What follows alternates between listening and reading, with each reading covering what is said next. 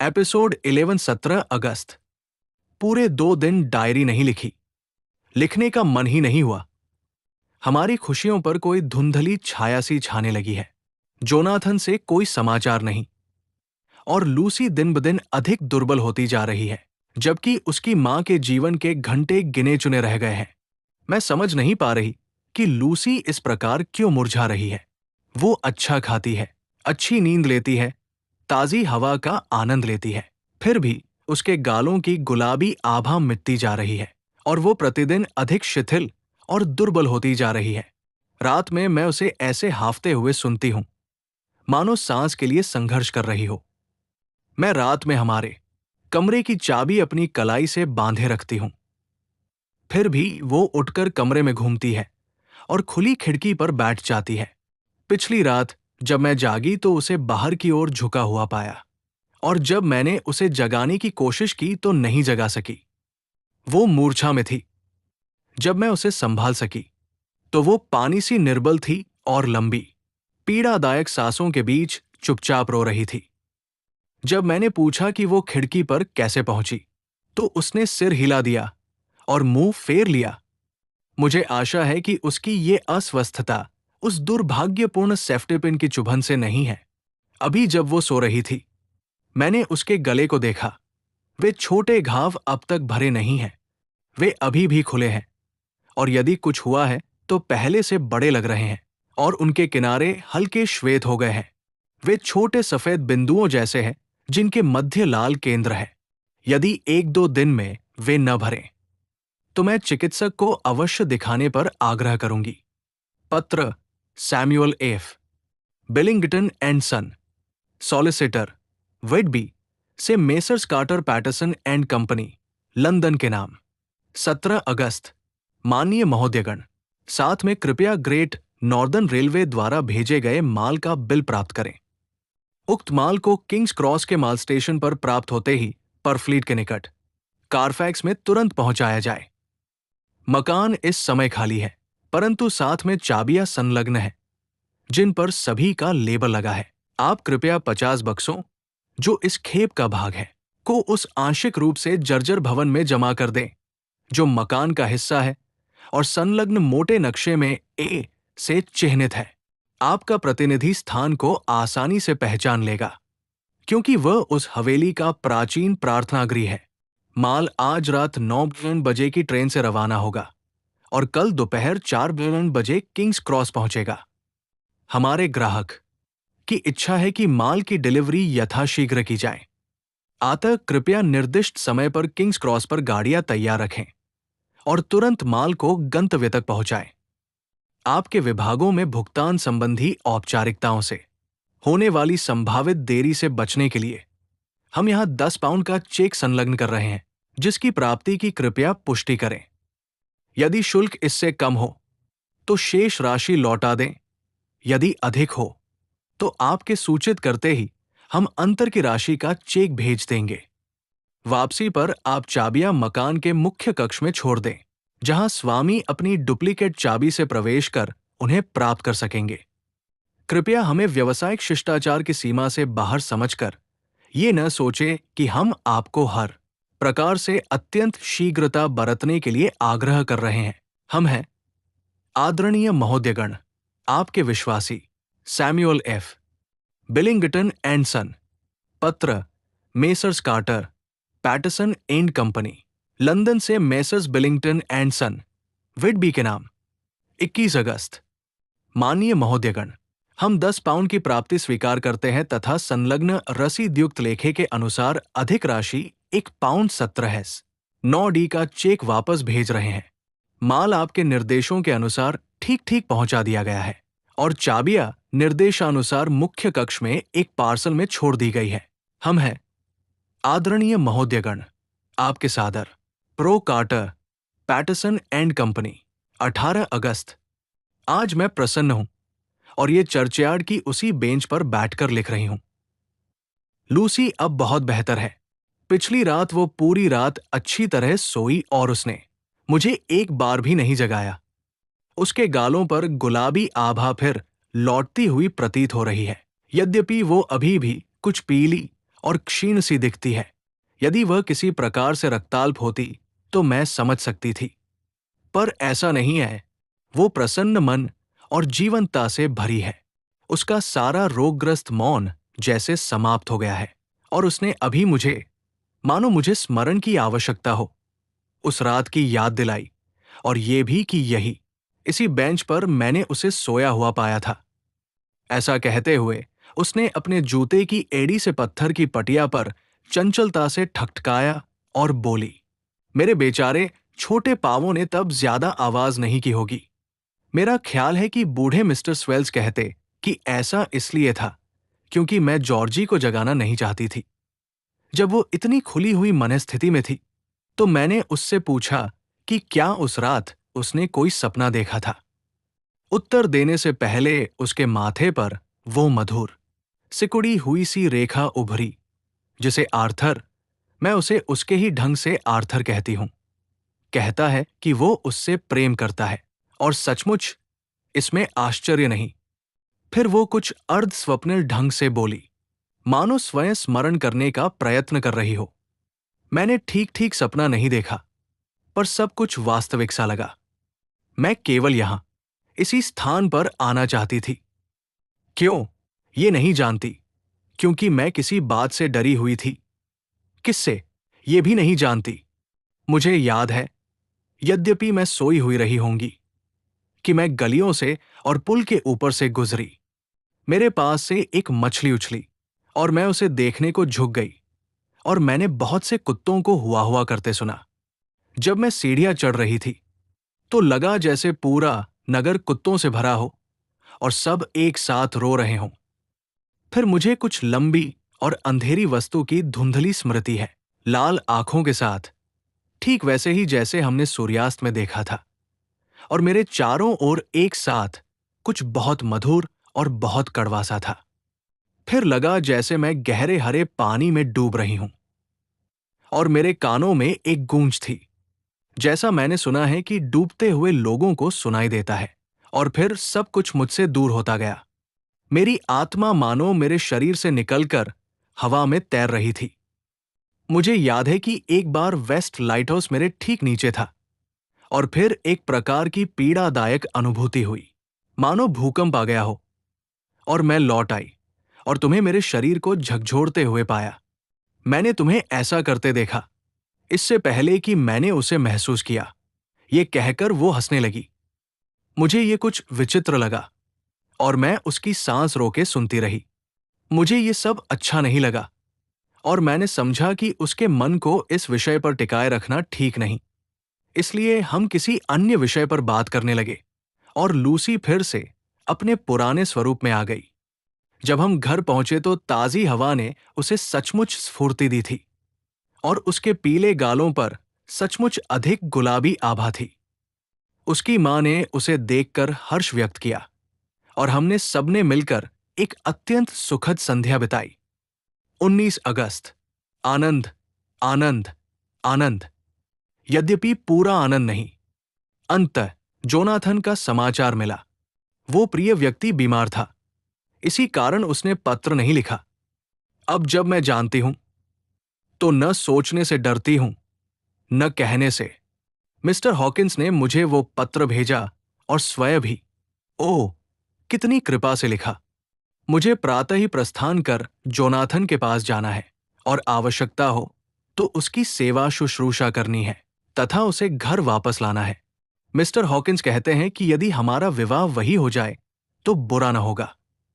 मैंने उस भली सिस्टर के पत्र पर इतना रोया है कि वह मेरी छाती से लगा हुआ भीगा सा प्रतीत होता है। वो जोनाथन के विषय में है, और उसे मेरे हृदय के निकट ही रहना चाहिए, क्योंकि वो स्वयं मेरे हृदय में है। मेरी यात्रा का पूरा मार्ग निर्धारित है और सामान तैयार है। मैं केवल एक जोड़ी वस्त्र साथ ले जा रही हूं। लूसी मेरा ट्रंक लंदन ले जाएगी, और तब तक अपने पास रखेगी जब तक मैं उसे मंगवा न लूं, क्योंकि संभव है कि मुझे और नहीं लिखना चाहिए। जो कहना है वो जोनाथन से कहूंगी, अपने प्रिय पति से। वो पत्र जिसे उसने देखा और छुआ है, हमारे मिलने तक मुझे सांत्वना देता रहेगा। पत्र सिस्टर अगाथा, सेंट जोसेफ और सेंट मेरी अस्पताल, बुदापेस्ट से मिस विल्हेल्मिना मरे के नाम। 12 अगस्त।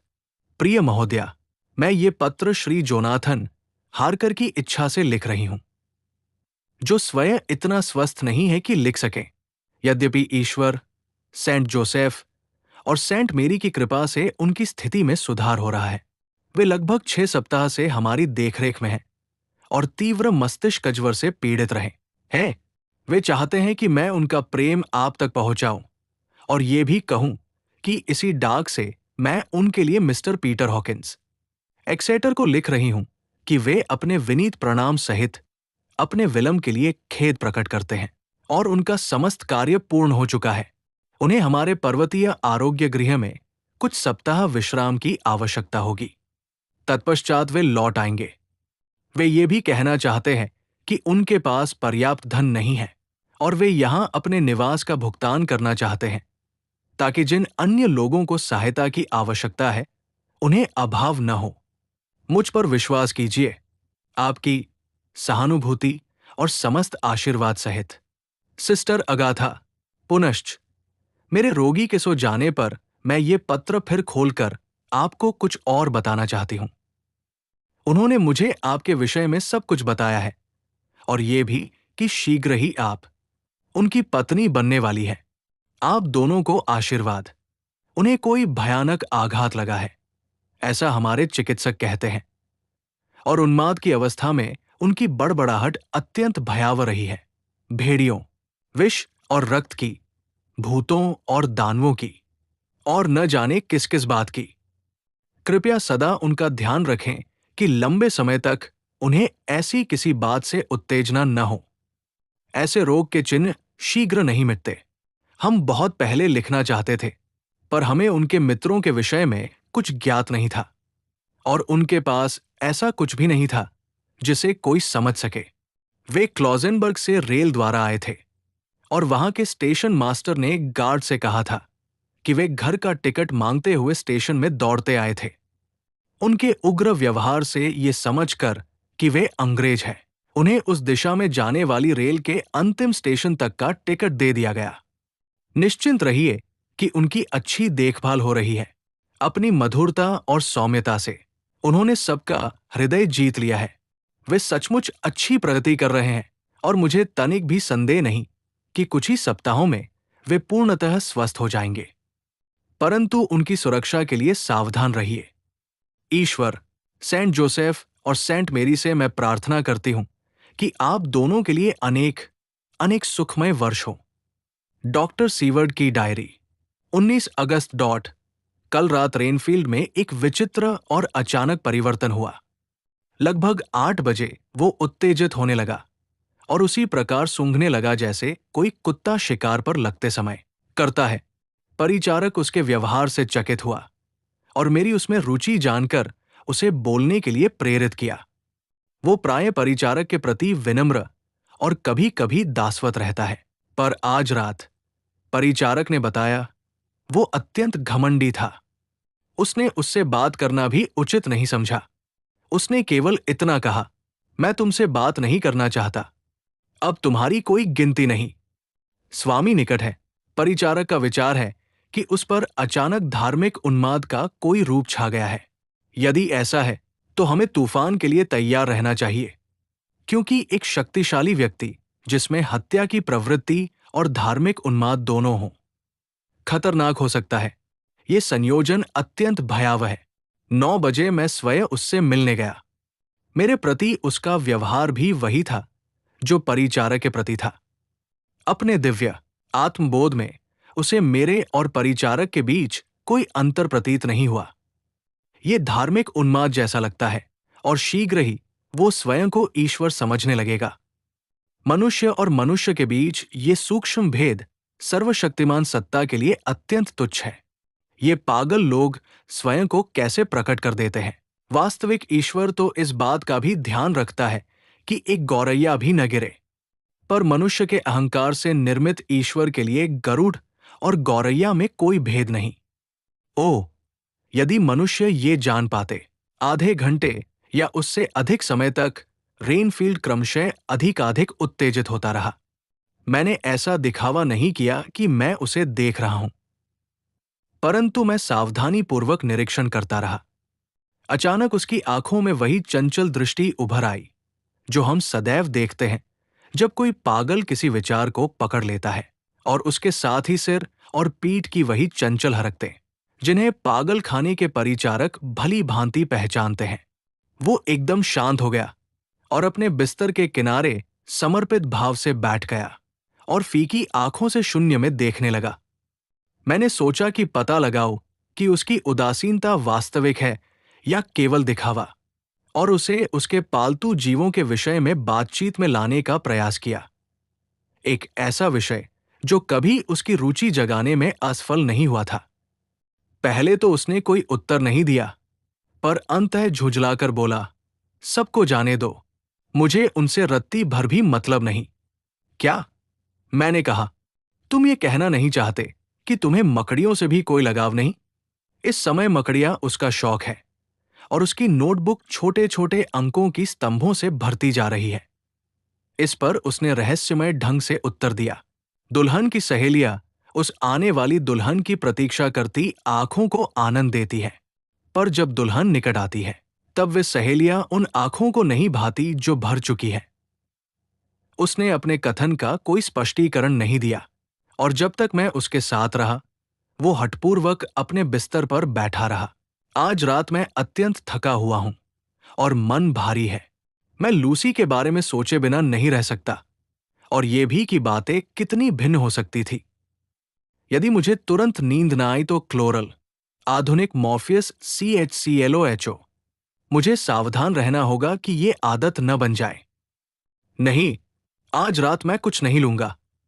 मैंने लूसी को याद किया है और मैं इन दोनों को मिलाकर उसका अपमान नहीं करूंगा। यदि आवश्यकता पड़ी तो आज की रात जागकर ही बीतेगी। बाद में मुझे प्रसन्नता है कि मैंने ये संकल्प किया, और उससे भी अधिक प्रसन्नता कि उसे निभाया। मैं करवटें बदलता पड़ा था और घड़ी को केवल 2 बार बजते सुना था कि तभी रात्रि पहरेदार मेरे पास आया। वार्ड से भेजा गया ये बताने के लिए कि रेनफील्ड भाग गया है। मैंने तुरंत कपड़े पहने और नीचे दौड़ा। मेरा रोगी इतना खतरनाक व्यक्ति है कि उसे यूं भटकने देना उचित नहीं। उसके विचार किसी अजनबी के लिए घातक सिद्ध हो सकते हैं। परिचारक मेरी प्रतीक्षा कर रहा था। उसने बताया कि 10 मिनट पहले ही उसने उसे दरवाजे की निरीक्षण झुर्री से झांक कर देखा था। वो अपने बिस्तर पर सोता हुआ प्रतीत हो रहा था। तभी खिड़की के उखाड़े जाने की आवाज से उसका ध्यान गया। वो दौड़कर लौटा और देखा कि उसके पैर खिड़की से बाहर गायब हो रहे थे, और उसने तुरंत मुझे बुलवा भेजा। वो केवल अपने रात्रि वस्त्रों में था, आता दूर नहीं जा सकता। परिचारक का विचार था कि उसका पीछा करने की अपेक्षा ये देखना अधिक उपयोगी होगा कि वो किस ओर जाता है, क्योंकि भवन से दरवाजे द्वारा बाहर निकलते समय वो उसे दृष्टि से खो सकता था। वो भारी भरकम व्यक्ति है और खिड़की से निकल नहीं सकता था। मैं दुबला हूं। आता उसकी सहायता से मैं बाहर निकल गया, पर पैरों के बल पहले, और क्योंकि हम भूमि से केवल कुछ ही फुट ऊपर थे, बिना चोट लगे उतर गया। परिचारक ने बताया कि रोगी बाई ओर गया है और सीधी रेखा में बढ़ा है। आता मैं यथाशीघ्र दौड़ा। जब मैं वृक्षों की पट्टी पार कर गया तो मैंने एक श्वेत आकृति को उस ऊंची दीवार पर चढ़ते देखा जो हमारे परिसर को परित्यक्त भवन के परिसर से अलग करती है। मैं तुरंत लौटा, पहरेदार से कहा कि 3-4 आदमियों को तुरंत लेकर मेरे पीछे कारफैक्स के परिसर में आए, यदि हमारा मित्र खतरनाक सिद्ध हो। मैंने स्वयं एक सीढ़ी ली और दीवार पार कर दूसरी ओर कूद गया। मैंने रेनफील्ड की आकृति को घर के कोने के पीछे ओझल होते देखा और उसके पीछे दौड़ा। घर के पिछवाड़े मुझे वो पुराने लोहे की पट्टियों से जड़ी ओक की चैपल के द्वार से सटा हुआ मिला। वो मानो किसी से बात कर रहा था, पर मैं इतना निकट जाने का साहस नहीं कर सका कि सुन सकूं वो क्या कह रहा है। कहीं ऐसा न हो कि मैं उसे डरा दूं और वो फिर भाग निकले। भटकी हुई मधुमक्खियों के झुंड का पीछा करना भी उस नंगे पागल का पीछा करने के सामने कुछ नहीं। जब उस पर भागने का दौरा हो। कुछ मिनट बाद मैंने देखा कि उसे अपने चारों ओर की किसी भी वस्तु का भान नहीं है। तब मैं धीरे धीरे उसके निकट जाने का साहस कर सका, विशेषतः इसलिए कि मेरे आदमी अब दीवार पार कर चुके थे और उसे चारों ओर से घेर रहे थे। मैंने उसे कहते सुना, मैं यहां आपके आदेश का पालन करने आया हूं। स्वामी, मैं आपका दास हूं और आप मुझे पुरस्कार देंगे क्योंकि मैं निष्ठावान रहूंगा। मैंने दूर रहकर लंबे समय तक आपकी आराधना की है। अब जब आप निकट हैं, मैं आपके आदेशों की प्रतीक्षा कर रहा हूं और आप अपने वरदानों के वितरण में मुझे अनदेखा नहीं करेंगे। करेंगे ना, प्रिय स्वामी? वो तो खैर स्वार्थी बूढ़ा भिखारी है। जब वो ये मानता है कि वो वास्तविक उपस्थिति में है, तब भी उसके मन में रोटियों और मछलियों का ही विचार रहता है। उसके उन्माद एक चौंका देने वाला संयोजन बनाते हैं। जब हमने उसे घेर लिया तो वो बाघ की तरह लड़ा। वो अत्यंत शक्तिशाली है क्योंकि वो मनुष्य से अधिक किसी जंगली पशु जैसा प्रतीत हो रहा था। मैंने पहले कभी किसी पागल को ऐसे क्रोध के उन्माद में नहीं देखा और आशा करता हूं कि फिर कभी न देखूं। ये सौभाग्य है कि हमने समय रहते उसकी शक्ति और उसके खतरे को जान लिया। उसकी जैसी शक्ति और दृढ़ता के साथ पिंजरे में बंद किए जाने से पहले वो भयानक उत्पात मचा सकता था। अब वो सुरक्षित है, कम से कम। स्वयं जैक शेपर्ड भी उस सीधी बाहों वाली कमीज से मुक्त नहीं हो सकता जो उसे बांधे हुए है, और वो गद्देदार कक्ष में दीवार से जंजीरों में जकड़ा है। उसकी चीखें कभी कभी भयानक होती है, परंतु उनके बाद का मौन उससे भी अधिक घातक होता है, क्योंकि उसके प्रत्येक मोड़ और हरकत में हत्या का इरादा झलकता है। अभी कुछ ही देर पहले उसने पहली बार स्पष्ट शब्द कहे, मैं धैर्य रखूंगा स्वामी। वो आ रहा है, आ रहा है, आ रहा है। सो मैंने संकेत समझा और मैं भी लौट आया। मैं इतना उत्तेजित था कि सो नहीं सकता था, पर इस डायरी ने मुझे शांत कर दिया है और मुझे लगता है कि आज रात कुछ नींद आ जाएगी। ये थी आज की कहानी। आगे की कहानी देखने के लिए जुड़े रहिए फ्यूचर लेंस के साथ।